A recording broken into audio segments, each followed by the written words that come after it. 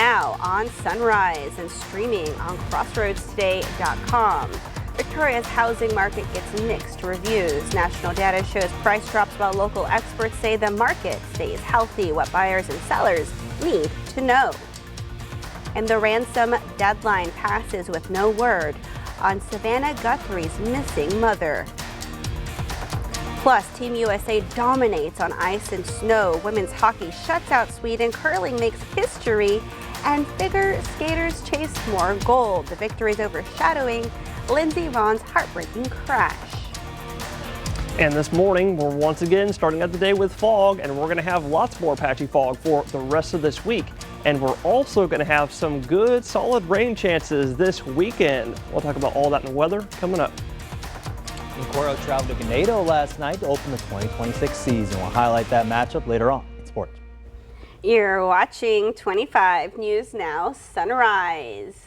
Good morning, Crossroads, and welcome to your Tuesday morning. Tuesday morning. Well, it's another foggy morning out there, Caro. It is another foggy morning, but don't let that keep you from your search for your Taco Tuesday. That's right. Your Taco Tuesday, it's here, and today we're looking at another pretty nice, warm, splendid day. But before any of that happens, we got a little fog out there to talk about this morning. You can see that on your screen, looking live in southeastern Victoria County. Or actually, if you see, look in the distance, right there where those cars are, this is the Loop 463 and Highway 59 main intersection, not Business 59. And you can look at visibility right there at about quarter mile, maybe a little bit more than that, somewhere around 1,000 feet, because our temperature, 55 degrees, is still matching our dew point. And underneath the calm, the very light winds, that air can freely super saturate into fog, which is nothing but clouds on the ground, if you didn't know that. But right now, it's not just in Victoria. It is all around the Crossroads. Even though this map isn't showing it, it is patchy in nature all around the area. So if you're traveling this morning, please stay safe on the roads, use those low beam headlights, and decrease your speed. We have special weather statements in effect until 9 with that fog. So those kiddos heading out the door, stay safe with the fog, but give them a light jacket. It'll be cool in the morning, but of course, warm again this afternoon. Those details next. A new report on the Victoria housing market leads to some disagreement with local experts. 25 News Now reporter Trenton Whiting shares what the report reveals and the response from a local agency. A Realty website is reporting a steep drop in Victoria's home price index, a tool used to measure market health through price changes over time, though local agents say the market is as healthy as ever. I have to disagree. I don't see that in the numbers. Now, we can make numbers say a whole lot. We could put the 2 years together and have a really good market for you. Maybe they pulled too little of a sample for us. But we also need a report like this to tell us, was it the entire market? Was it one price range?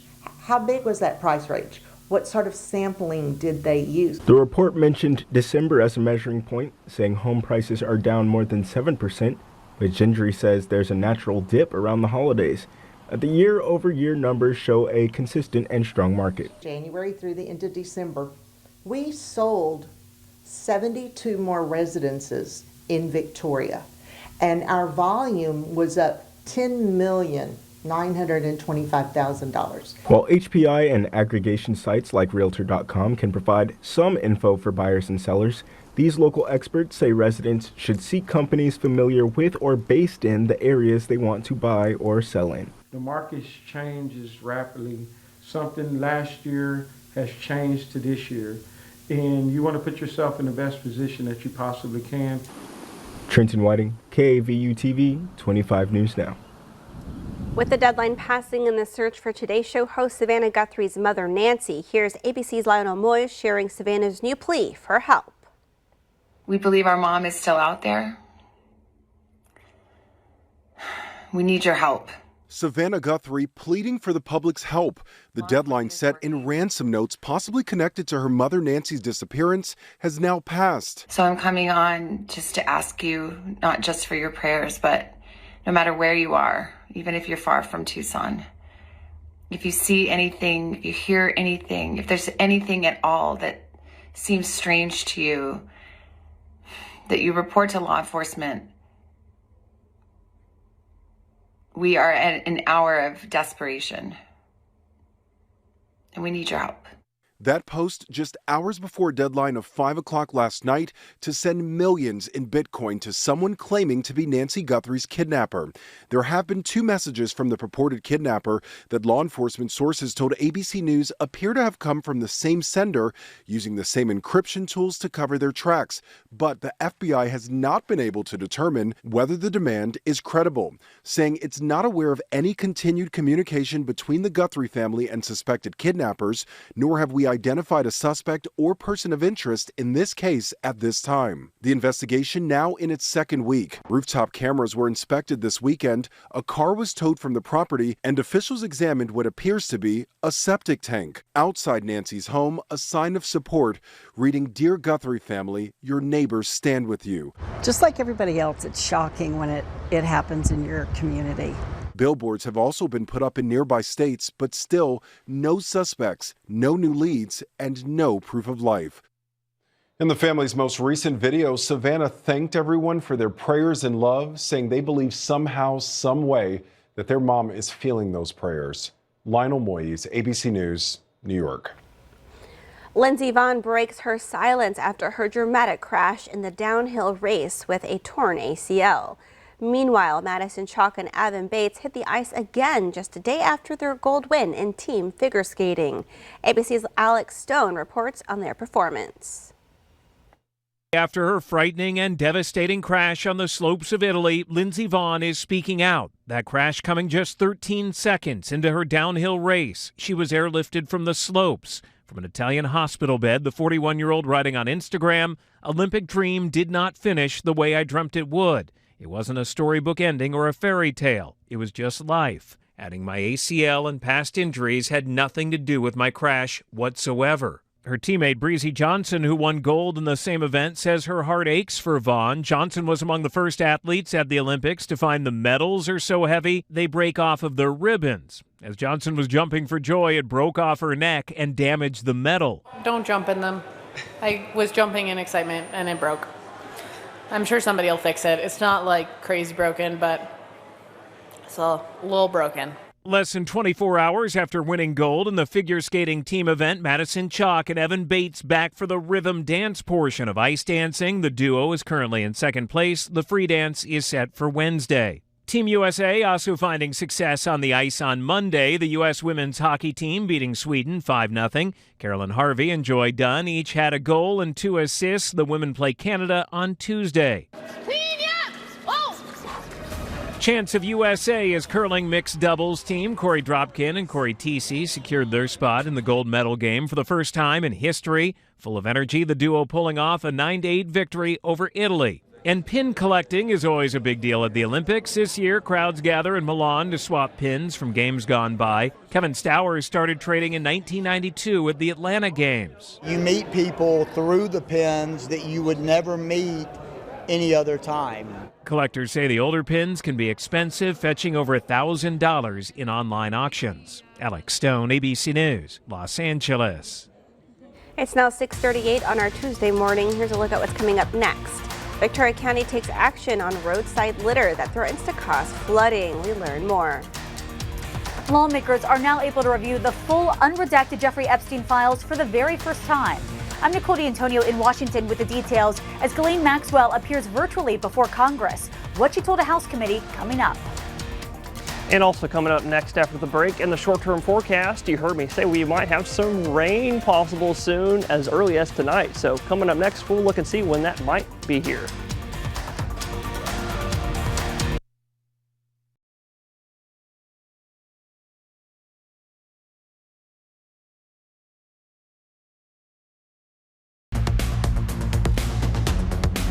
Well, good morning, Crossroads, and happy Taco Tuesday. For your Tuesday, I really hope you enjoyed the sunshine that we had the last several days, because that is gone for today. That's exactly why I wore my cloud tie for today, because we have a mid-level low pressure system. You can see it right here on satellite, spinning counterclockwise over the western coast, or I guess western parts of Mexico. But what that's going to do is it's going to realign the Pacific jet stream right on top of our heads. That's why there's a lot of cloud cover over the state, because there's a lot of moisture in the atmosphere.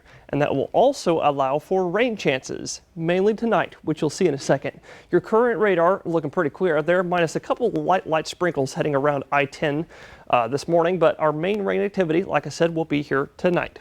Looking at all of that on your future tracker, 9 a.m. in the morning time, I think will be mostly cloudy out there. There might be a couple breaks in the clouds in the morning time, but I think for the rest of the day, we're going to be looking pretty overcast, cloudy out there. So I don't think you all need your sunglasses today. And I also don't think you need your umbrella, even though I said we have a chance for rain.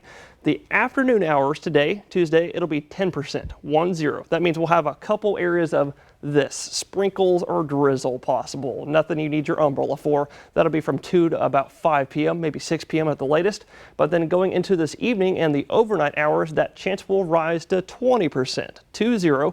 And that'll be for a few spotty showers. And I do not think it is going to be this much in coverage. Do not, N-O. Not think it's going to be this much in coverage, but it will be here after 9 p.m. I'm thinking, and with us through the overnight. And then tomorrow, Wednesday, we'll have another 20% chance for the afternoon, some more spotty showers. But then that chance really rises this weekend with another system, and we'll talk about that next.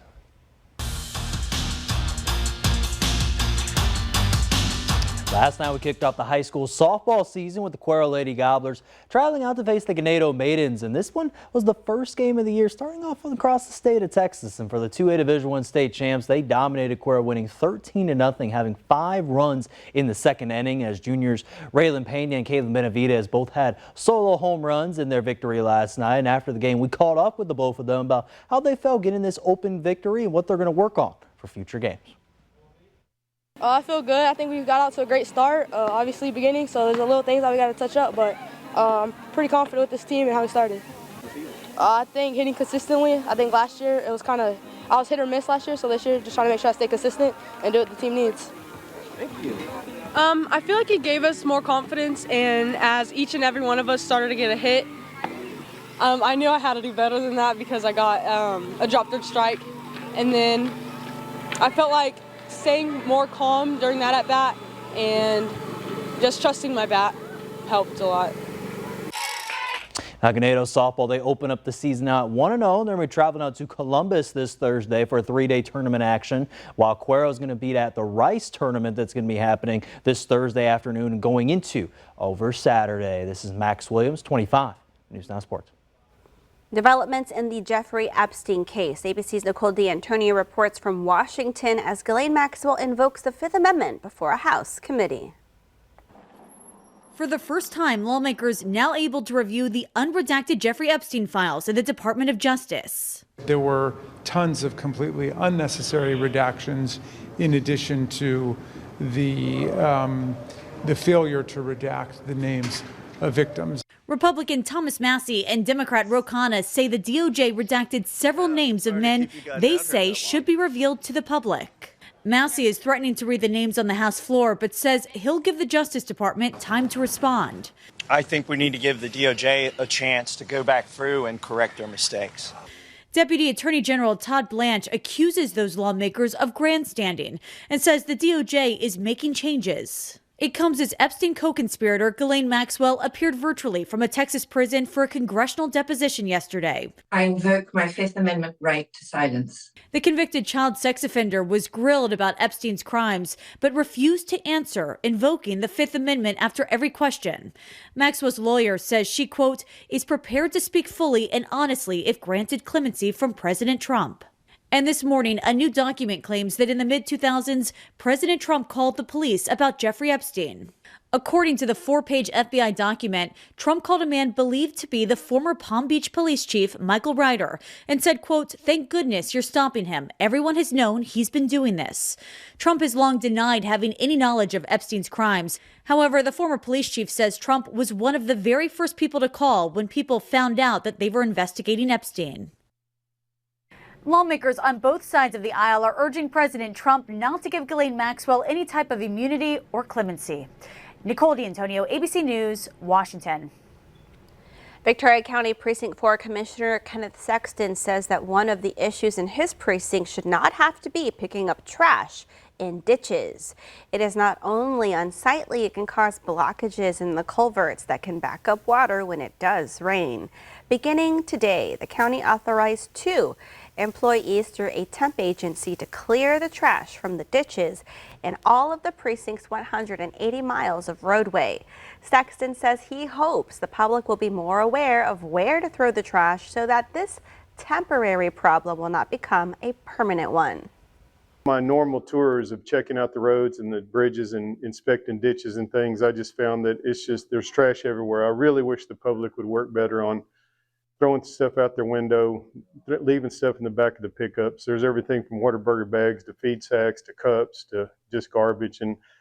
And I take a lot of pride in Precinct 4, and I want these ditches cleaned up. Commissioner Sexton estimates it should take about 1 to 2 weeks for the trash to be cleaned up on all of the roads in Precinct 4. It's now 6:47 on our Tuesday morning. Still to come on Sunrise. 5 months after saving a heart attack victim's life, Bannon's volunteer fire chief gets recognized. Why he says the award represents more than personal achievement. All right, time to celebrate some birthdays. Happy birthday to Felicia. Happy birthday from your classroom family. We love you. Aw, and also happy birthday to my beautiful sister-in-love, Norma. May God bless you today and always. Love, MG. Happy birthday to Ashley. We love you from Jimmy, Anastasia, Sophia, and family. And also happy birthday to Bradley. May God bring you health, happiness, and prosperity. And happy 21st birthday, Serenity. Mom loves you always. And happy birthday to Tracy. Happy birthday from your high school best friends. Happy birthday, Olivia. Happy birthday from your family and friends. And also happy birthday to Liz. Happy birthday from all your Victoria High School friends. And happy birthday to Jennifer, our birthday cake winner. Just head on over to Sweet Mountains Bakery. They know to expect you, and that's a big happy birthday wish from your family. And to see your birthday wish live on 25 News Now Sunrise, you can come to crossroadstoday.com. Just click the drop-down menu, then click the Home tab, and then you'll see Submit Your Birthday Photo. Happy birthday if you're celebrating one today. We'll be right back.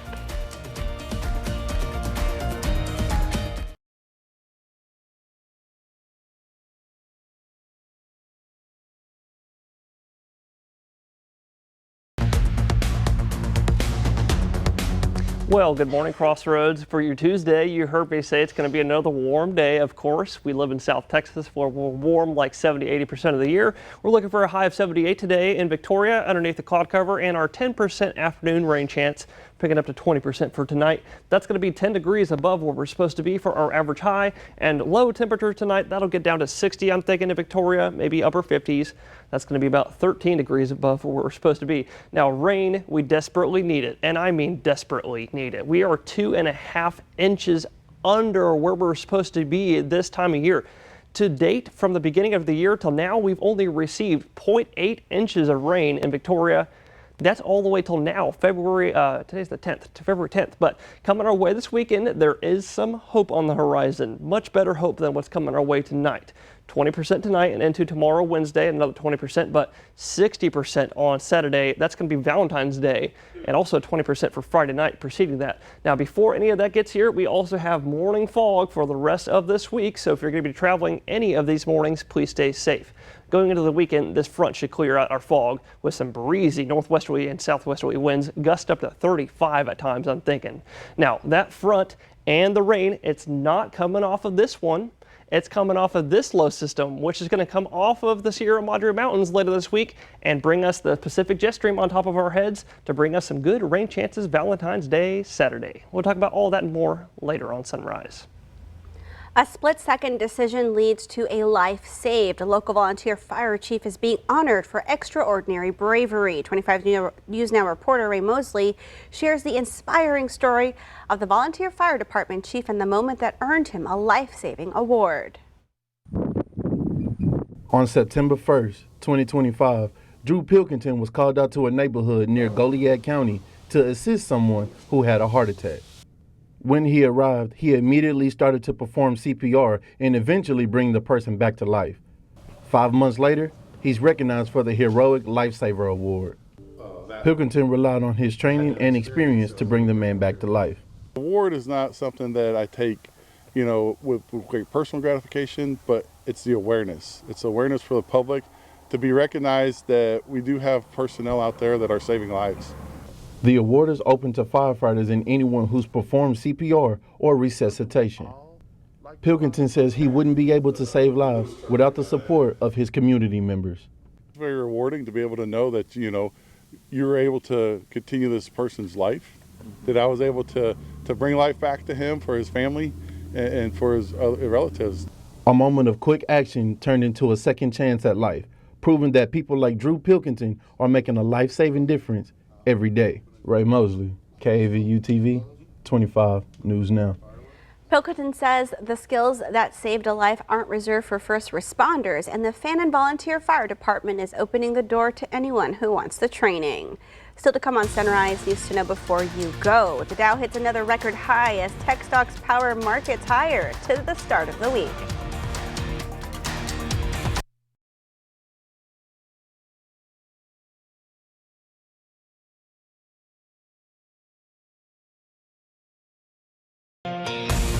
Tech stocks leading the way to start the week and helping to push the Dow to a new record. The Nasdaq finished 0.9% higher and the S&P added 0.5%, and the Dow closed up a fraction. That was enough to hit a new record high, adding on after it closed above 50,000 last week for the first time ever.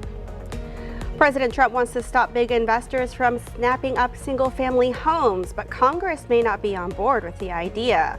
The Wall Street Journal says lawmakers in both the House and the Senate have so far refused to add the ban to either of the major housing bills working their way through Capitol Hill.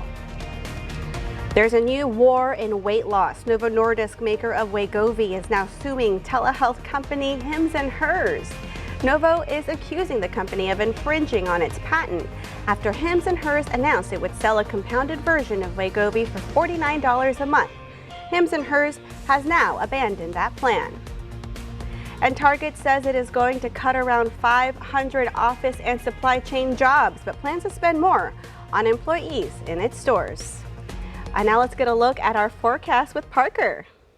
Well, Carolina, we're starting out the day with a beautiful sunrise, but I might say some kind of spooky cloud cover out there this morning. We got all sorts of low level, mid level. There's the mid level. And then if you look in the background, that's going to be our high level, upper level clouds, the cirrus kind. But all this cumulus that's kind of closer to the ground, that is forming off of the fog, which is on the ground. So if you're heading out the door here soon, make sure to please stay safe on the roads. We're all starting out the day in the mid and upper 50s. So a little cool out there. Maybe grab a light jacket as well. But you'll take that jacket off later, I promise, because you're getting up to 75 today in Port Lavaca, low 70s by noon. A little warmer in Victoria, I'm thinking 78 today, mid 70s at noon, and about the exact same in Cuero, 78 today. A bit breezy as well and cloudy, so no need for your sunglasses, but hang on to your hats because it'll be a bit breezy, just a tad bit, and we'll look a bit breezy again this weekend, but this time with some rain chances, which we really need. I think that's very romantic, yes. Rain for Valentine's Day. The weatherman loves that. We all love that here in South Texas, and we love y'all. Be sure to have a great rest of your day and join us tonight for 25 News Now at 5, 6, and 10.